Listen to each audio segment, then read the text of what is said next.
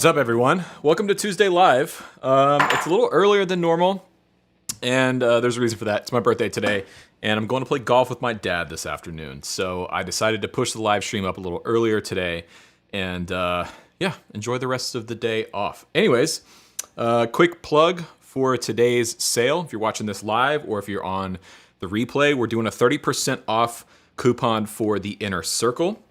It's 30% off for a year subscription to the Inner Circle. If you're not familiar with the Inner Circle, this is my community, sort of behind the scenes for people that want to support the channel and be part of a tighter knit community that posts and talks about behind the scenes content, talk about guitars. In fact, the Inner Circle knew about this guitar before anyone else on YouTube or social media did. I've done some behind the scenes content on how I make my videos, my live streaming setup, all that stuff. You're also going to get early access to my newest video course, which is going to start going up this month, the rhythm guitar course, Fretboard Fundamentals rhythm guitar.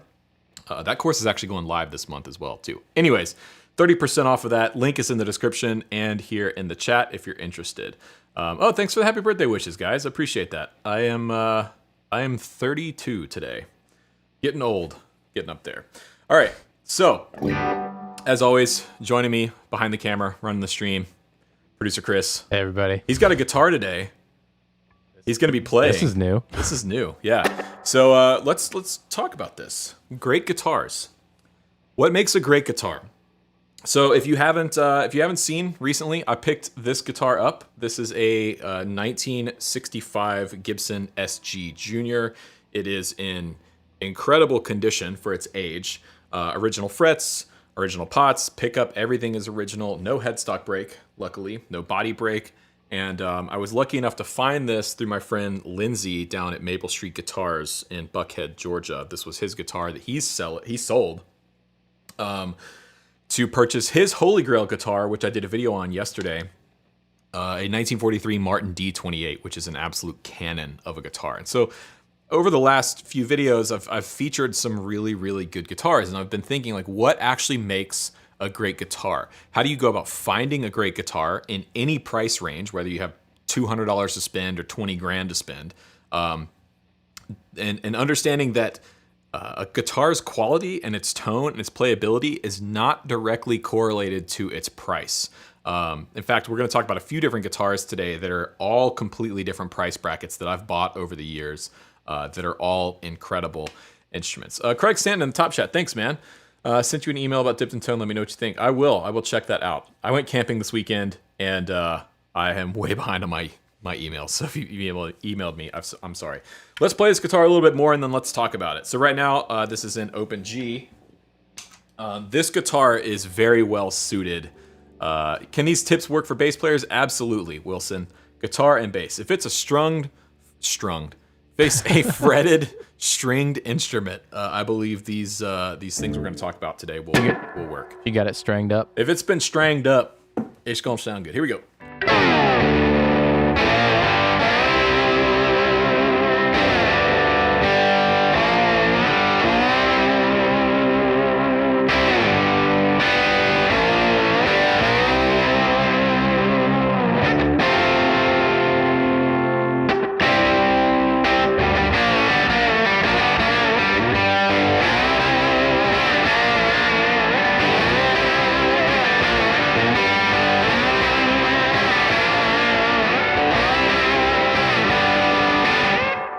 That, to me, that is the sound of this guitar. This is a rock and roll machine, slide guitar machine. God, it loves this open G tuning.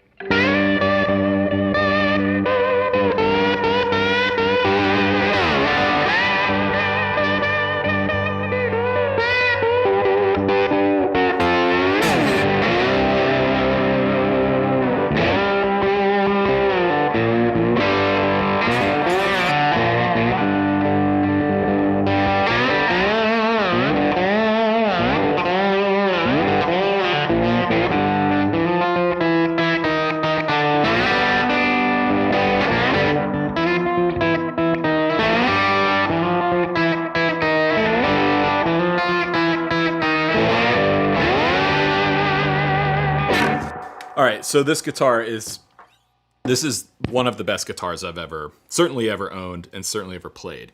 And the first thing that comes to mind is the resonance. We talk about this all the time with guitars, with really great guitars, is how loud they are unplugged acoustically, even solid body electric guitars. This goes for acoustics as well. Same thing for basses.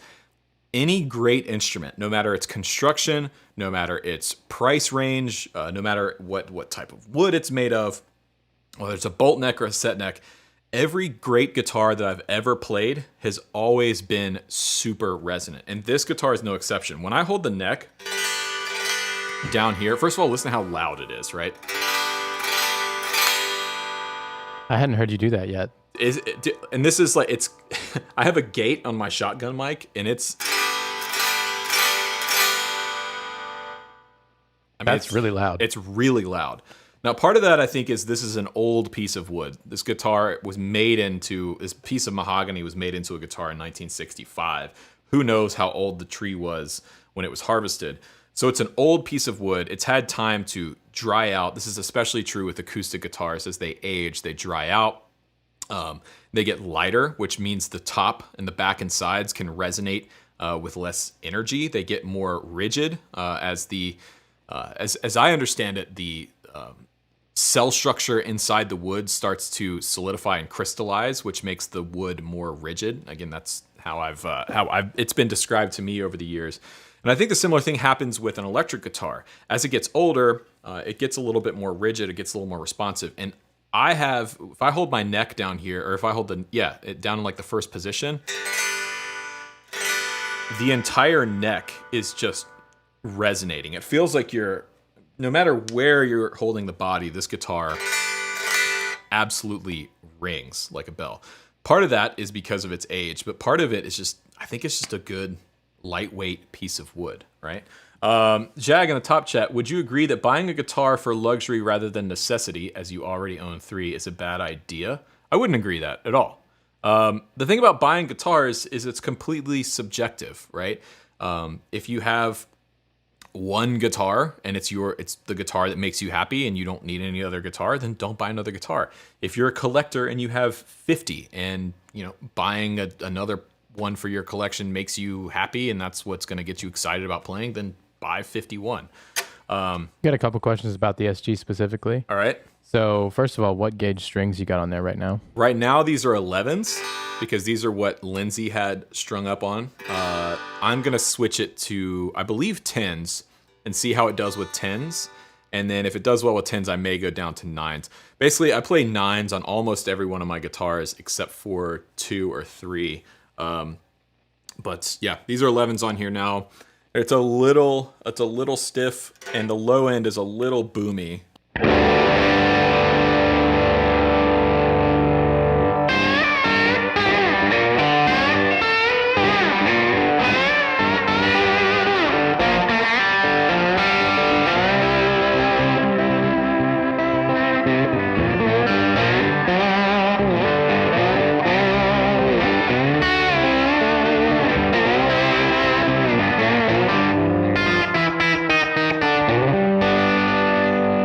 A little boomy, so I think going to a lighter gauge string is going to help that out a little bit.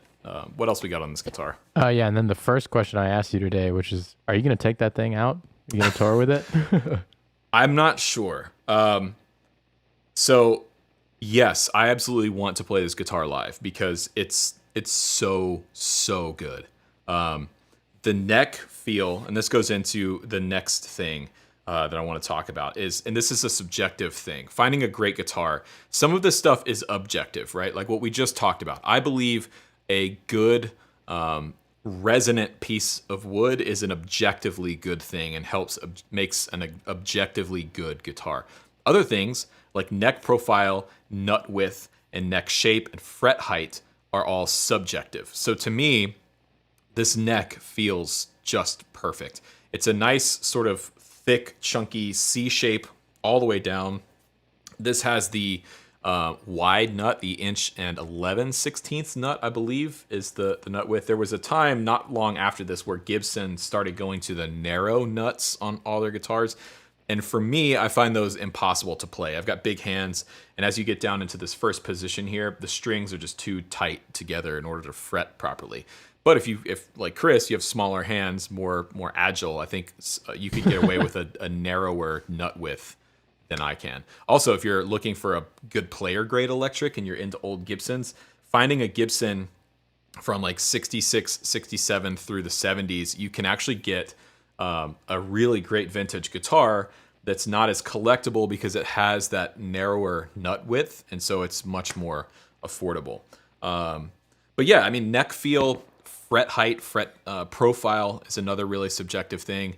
But and you'll find preferences, right? I like thicker, heavier necks.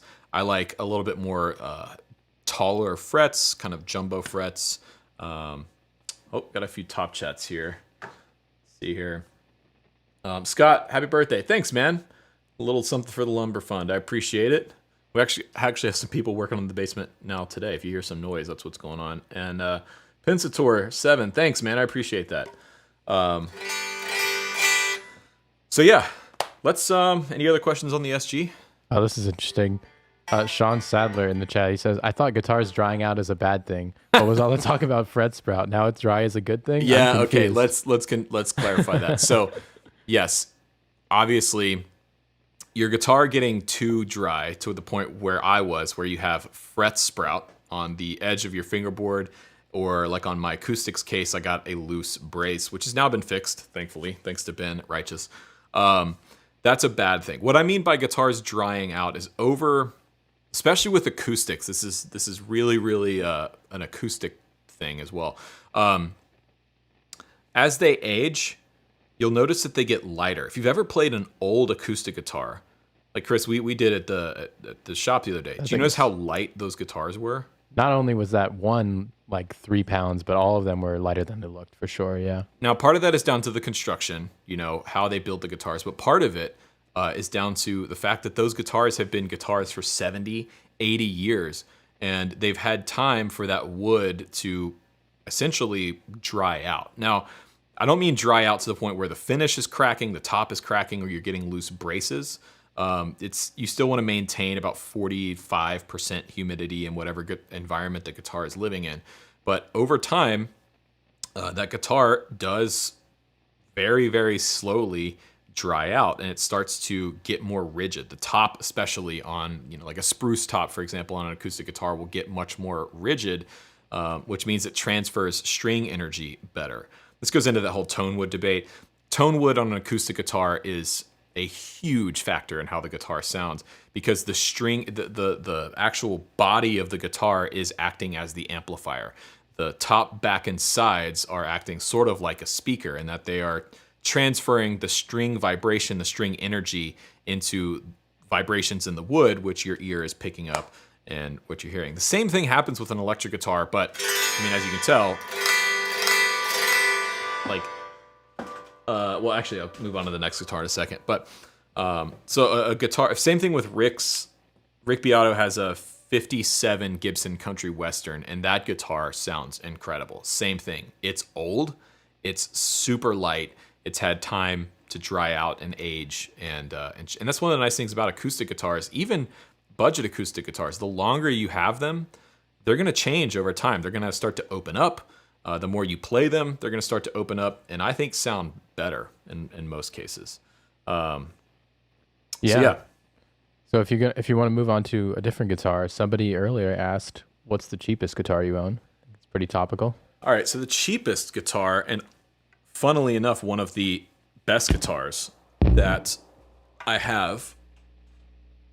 I bought this used last year. Made a video about it. Bought it from Atlanta Discount Music. I paid $300 for this guitar. This is the Dan Electro NOS Plus. I recently used it in my lipstick sound video. And this is a completely different price bracket and category than the SG I was just playing. But this is an objectively great guitar. Now, part of it is for the same reasons. You notice that this one's not as loud as the SG, right? Check this out. Yeah. right? Compared to that SG, It is still pretty loud. it's still pretty loud, but it Yeah. sounds completely different. Part of that is I do have lighter. These are 9s on here. Those were 11s, so that is part of it. But this guitar plays incredibly well. For its price, it came set up perfectly. I don't know if the previous owner had set it up or it came out of the box sounding like this. It plays incredibly well. It's easy to play. It has a super flat fretboard radius. I mean, this has got to be like a 16-inch radius. And if you're not familiar with what I mean by radius, every guitar fingerboard has a slight curve in the frets. And if you look at your, like down the neck, you sight the neck of your guitar, you can kind of see it. And the level of curvature is called the fretboard radius. And what that's referring to, like a 16-inch radius, for example, on this fingerboard, is this is like a section of a 16-inch circle, right? So that's going to be a flatter radius than a 9 1/4 inch radius, right? Because that's a smaller circle. So a 9 1/4 inch radius is going to be a much more curved fretboard. This is a 16, so it's super flat, and it means it's incredibly easy to play.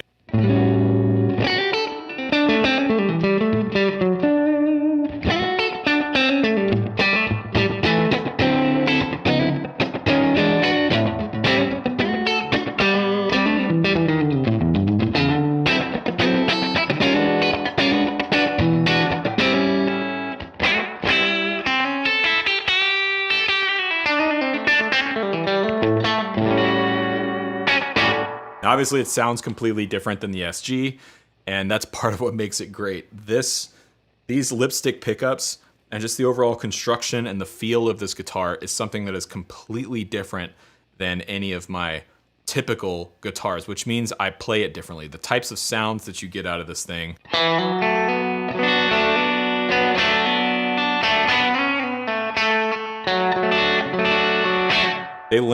The sounds lend themselves to a certain type of play. This guitar doesn't work for everything. It's a little bit more niche. It's a little bit more focused. Whereas the SG, I think, is a much broader appeal. I could use that guitar, even though it only has one pickup.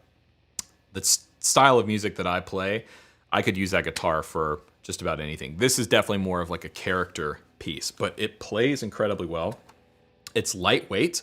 And I think part of that is due to the construction. I believe these are chambered. Someone in the chat can correct me. I know a lot of people in the chat own this guitar. But I believe this is chambered rather than just being a really light piece of wood. But regardless, it has a similar effect in that it creates a lighter guitar. Generally speaking, I think lighter guitars are better, but I don't think that is completely true across the board, as the third guitar I'll show you in a second is actually one of the heaviest guitars I own, and it's one of the best I've ever owned. Chris, what do you grabbed one Yes. from the collection here. So what is this? Why is this a great guitar to you? All right, so I grabbed the Epiphone Casino, which again is another cheap guitar. Yep. But I think for me, like just the way it resonates, like we were talking about earlier, and the way the neck feels. It's got a really flat neck on the back of it. It's pretty wide and flat. And it just feels really, really good to my hand size. Like you said, I've got kind of smaller hands. So a lot of the guitars that you have that have like that really round neck, like your parts caster telly, Yeah. that doesn't work for me at all. Like Right. I really like smaller, flatter necks. The width doesn't really bother me at all, but just the fact that this thing rings so loud acoustically too, like maybe my mic won't pick it up. Just turn your mic down towards it, and that'll. There you go.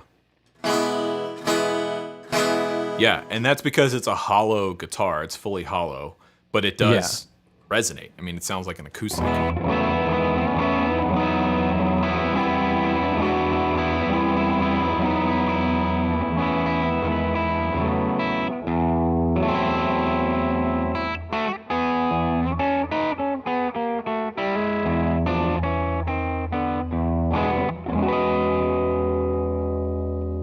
Yeah, I mean, it just sounds great.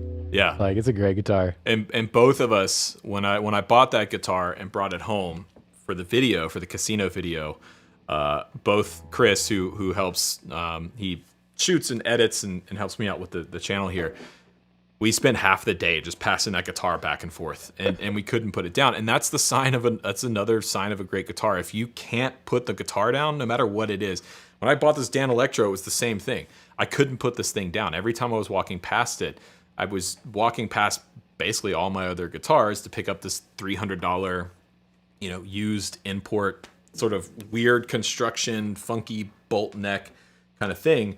But it doesn't matter because it's fantastic. So yeah, resonance is a really big one. I think if you're looking for a guitar, if you're new to this, we've talked about finding a guitar as a beginner. If you're a complete beginner, the biggest thing I would tell you to look for in a great guitar is, do you like the look of it? Do you like the color? That's honestly, I think, the most important thing. And getting it set up, whatever guitar you buy, getting that thing set up so that it plays well, it's easy to play, it stays in tune. Because as a beginner, you're not going to know the differences between lipstick pickups and P90s and humbuckers and bolt neck versus through neck, or mahogany construction versus alder or swamp ash, whatever it is. You're more interested in, what does it look like? Does it make me excited every single time I look at it? Can I pick it up every single time I walk by it? Because that means you're going to play guitar more. That means you're going to progress faster as a guitar player.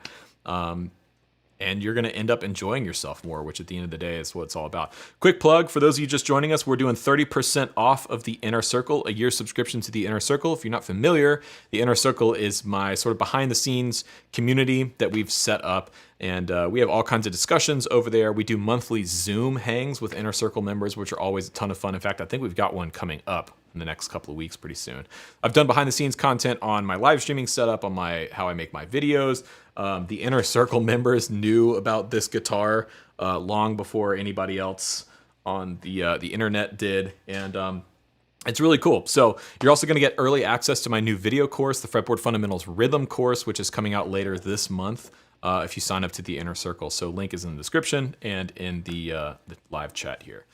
Yeah. Maybe we should talk about, like, stylistically, what you play can also affect what kind of guitar you might want to choose. Right. So, like, when I was, thinking about the resonance of this guitar, like, obviously I usually play a lot more clean than what's going on here right now. But having a guitar that's super resonant lets me play super, super clean and hold out notes as long as I want to hold them out. Right. Some guitars, I actually have a guitar that I'm trying to maybe get rid of. Not the most resonant Strat I've ever picked up. Well, that's your parts caster, right? Yeah. Yeah. And it just it's super quiet when you have it unplugged. It just doesn't it doesn't do the thing. And like when I'm playing, I really need to have it running through some sort of pedal, some sort of saturation or gain. Otherwise, it just kind of falls short. I think resonance is a really big one. In fact, when I was at Maple Street and I was playing this guitar for the first time, Tilly was with me, and they actually had two SGs there. There was this one, and then they had one on consignment that was owned by, like, Lindsay told me it was owned by a Super Bowl winning football player, to which I said, don't even tell me his name. No, that's completely lost on me. But it was a beautiful SG Custom. It was a white triple pickup SG Custom. It was a custom shop from a few years ago, and it was a gorgeous guitar. I've always loved the three pickup SGs, a la Hendrix, or the one that Brittany from Alabama Shakes, Brittany Howard, played. Hers was Pelham Blue, I think. But anyways, I've always loved those, and I was really excited to play that one. But, dude, literally I did the same thing. I sat down with it before I even turned on the amp, and I went like, and it just didn't ring. It was dead. It was just not there. And as a result, it felt like I was having to, when I was playing it, I was really having to work with the guitar. And it wasn't an enjoyable experience. It was it felt like I was having to pull the notes out of the guitar, if that's the best way I can describe it. It was it's not really giving you the feedback you're looking for. Yeah, it's acting more like a sponge. It's everything I'm putting into it is just kind of soaking up, and it's not giving me anything back. That is such a good way to put it, yeah. This is like a mirror. It's like everything you put in, it just reflects back to you and amplifies. This is kind of a heady analogy, but it works in my brain. This guitar They're both SGs. They're both made of mahogany. They're both built with the same body construction, albeit they had a completely different pickup layout and a different bridge, so they're not objectively, you can't really compare the two. But two SGs, both were very nice guitars, both were very well-built instruments. I think in that case, it just came down to the piece of mahogany. It came down to the piece of wood. And that custom shop, while it was a beautiful guitar, it felt dead. And everything you put into it, the sustain wasn't quite there. And objectively, if you were a listener, it probably sounded great. Yeah. But as a player and the way it made me feel when I was playing it, it just didn't compare to this guitar. You don't want to have to fight your guitar that much. And that's a constant theme with all the guitars that I've bought over the years is when you boil it down, for whatever reason it is, they all make you feel good when you play them for different reasons, right? The Dan Electro gives you a completely different feeling than the SG, which gives you a completely different feeling than my Novo. But at the end of the day, they're all giving you something in return. They're responding with you in a way. So yeah, we got any questions here? Yeah, Caleb Zimmerman, he asks, can I use a Strat neck pickup for a Tele neck pickup? What's the difference, like the wiring and the sound? Pretty big difference between Strat pickups and Tele neck pickups. They are both single coils, but they're constructed differently. They're different sizes, first of all. So you can't just drop a Strat neck pickup into a Tele or vice versa. You'd have to route your Tele out for a Strat neck pickup. And honestly, I wouldn't. My favorite pickup position on a Strat is the neck. I think that's the best thing that the Strat does. But I would also say that I'd say that the Tele neck pickup to me, while it's different, is just as good as the Strat neck pickup. And I think the Tele is, in my opinion, a superior guitar to the Strat. I know. Hot take. It's going to piss some people off. And look, Strats are amazing. I love Strats. I love Strat players. But to me, if you had to pick one, I'd go with a Tele over a Strat. Yeah, but that kind of brings us to another point of like what pickups are in the guitar.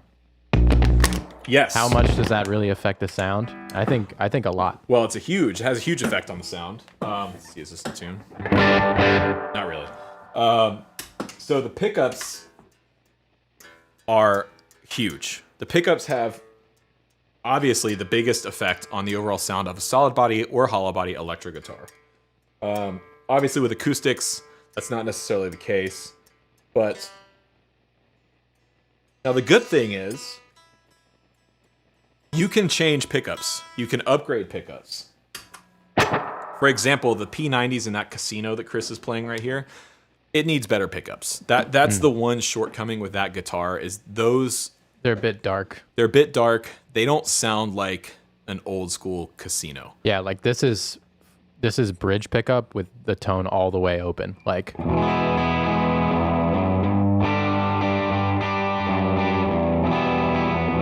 that's really dark. It's really dark. It's kind of muddy. There's too much low end, and it doesn't sound like an old Casino.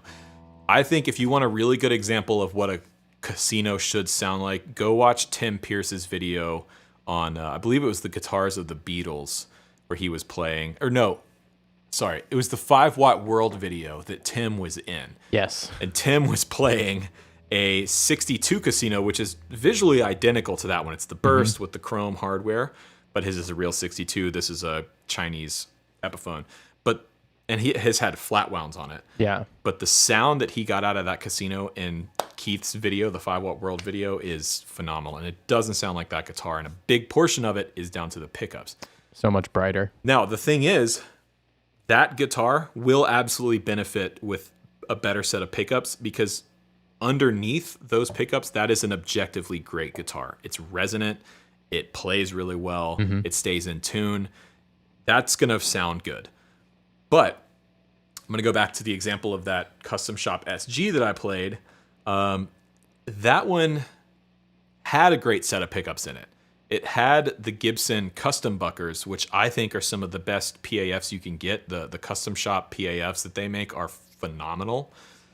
And it still just didn't sound all that great, at least to my ear, because those great pickups were just mounted in kind of a dead guitar. So I say all that to say that you can't rescue a bad guitar with good pickups. I learned that the hard way. Yeah. That Strat, I tried putting different pickups in it. Yeah. Did nothing. And a lot of people think that. I thought that for a long time. Like, oh, you can just take any old guitar and just put better pickups in it, and you're instantly going to make it a great guitar. And it's just not gonna happen. United by Trucks, what's up, man? Thanks. I got new glasses. So, but like in this Casino's case, you can start with a great guitar that just the electronics are cheap. That's where they're cost cutting to get that guitar under $1,000. Yeah. They're putting cheap electronics in it, cheap hardware, cheap pickups in it. And so that guitar, whenever we swap the pickups, swap the electronics out, that thing's going to be an absolute ringer guitar. Yeah, definitely. Another example of a great guitar. So this is my Novo Ceres J. Obviously, I talk about this all the time. This is my number one. And I bring this up to talk about weight. So earlier I said, most great guitars, in my opinion, are lightweight. And I say most because I don't think that this is a flat thing across the board. I don't think that all great guitars have to be super lightweight pieces of wood. This SG is a lightweight piece of wood. This guitar is 5.8 pounds. If you know SGs, that is pretty light for an SG.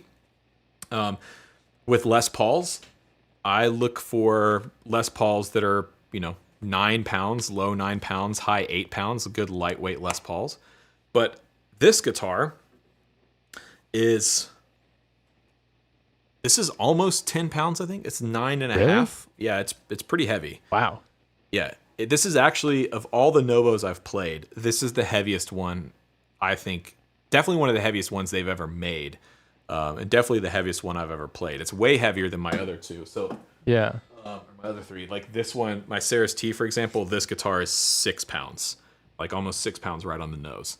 Yeah. And this objectively is one of the best sounding guitars I own right here. True. This thing kills. They definitely are bigger than they look. Like seeing you holding the Novo looks right, but if you see me holding the Novo, Yeah. it looks kind of like small man, big guitar situation. Yeah, these are big guitars. But yeah. This is a really heavy piece of wood. This is a chunky piece of pine. But if I do the resonance test with it, Yeah. that's a loud. That's a loud guitar. And you're not even strumming it that hard. No, I'm not. Is that thing chambered at all? No, or is it just it's fully just solid? a solid piece of pine.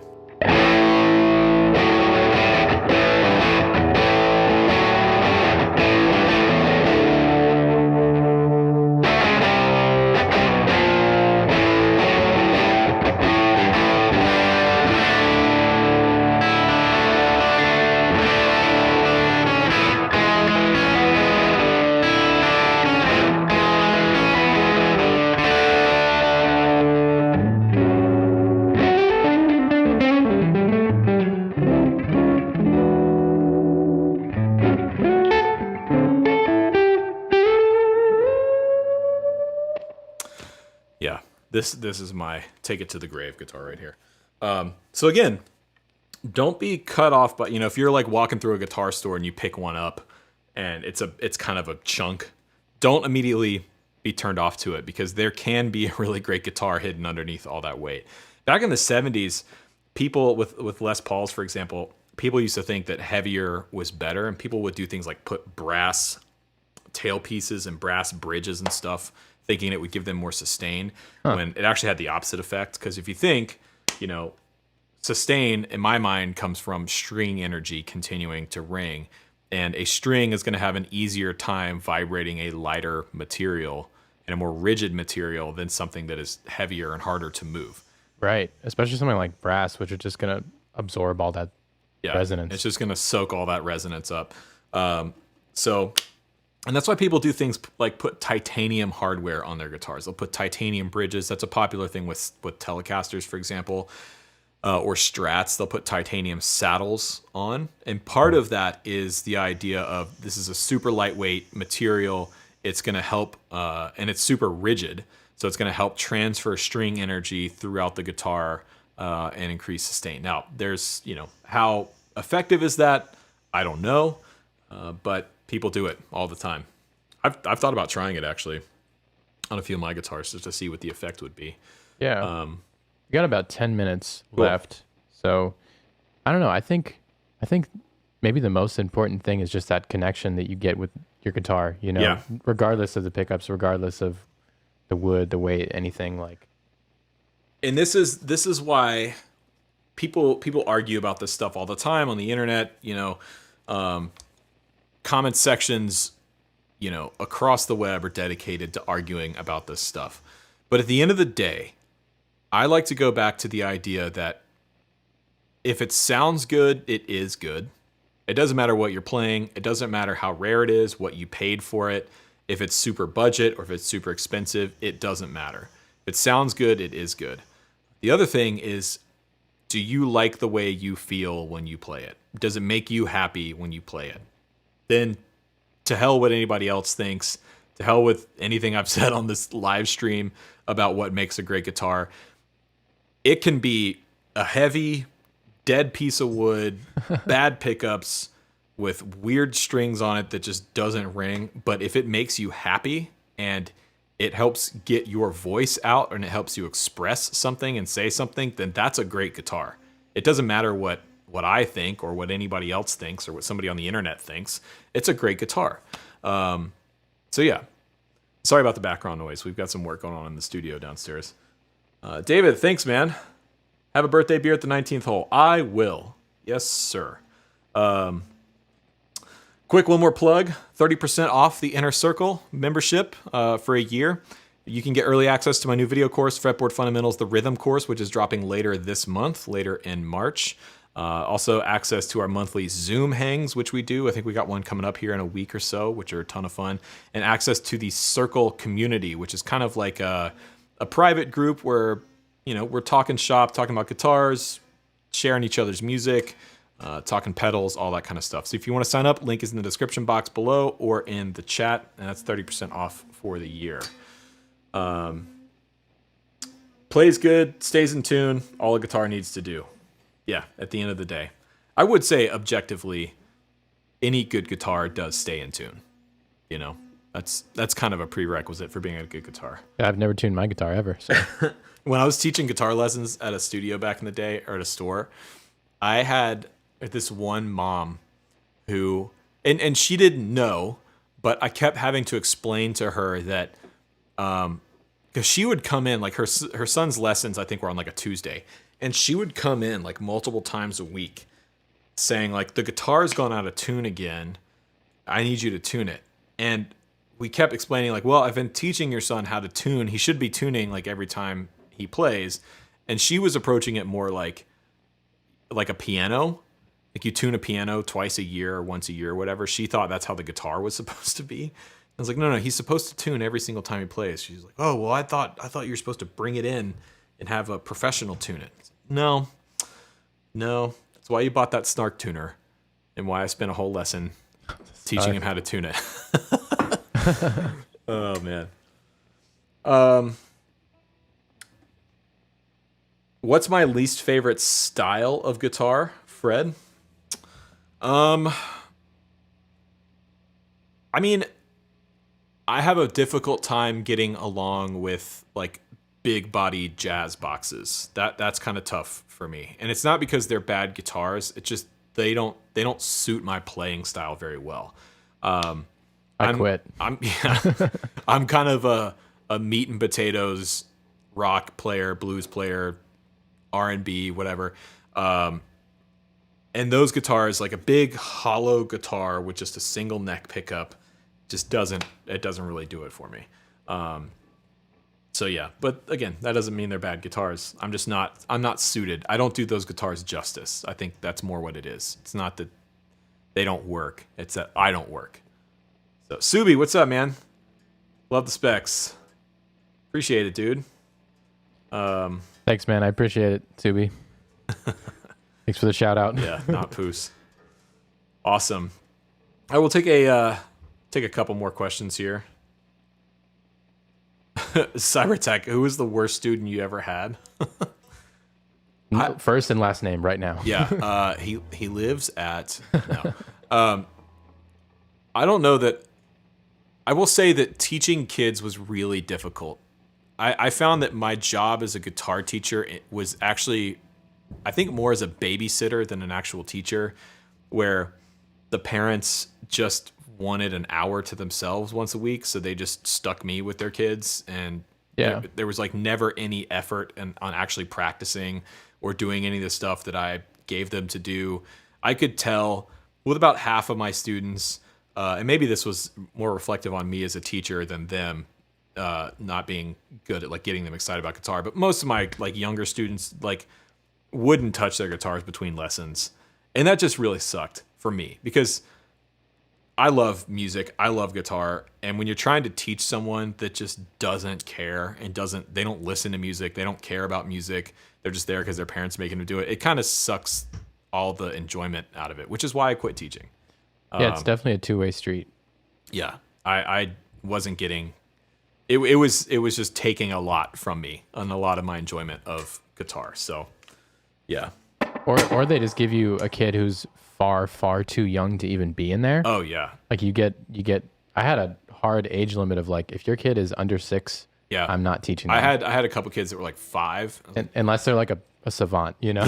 Yeah. And I wasn't a good enough teacher to work with super young kids. So awesome. Well, all right, everyone. That's going to do it for today. I'm taking the rest of the day off. It's my birthday. So appreciate everyone hanging out. This was a great stream. Like I said, if you want 30% off a year subscription to the Inner Circle, check out the link. You can get early access to the new video course and the Zoom live hangs. And that's only going to happen, I think, for today, March 1st, the birthday sale. So yeah, check that out if you're interested. And we will see you guys later this week on a new video. Take it easy.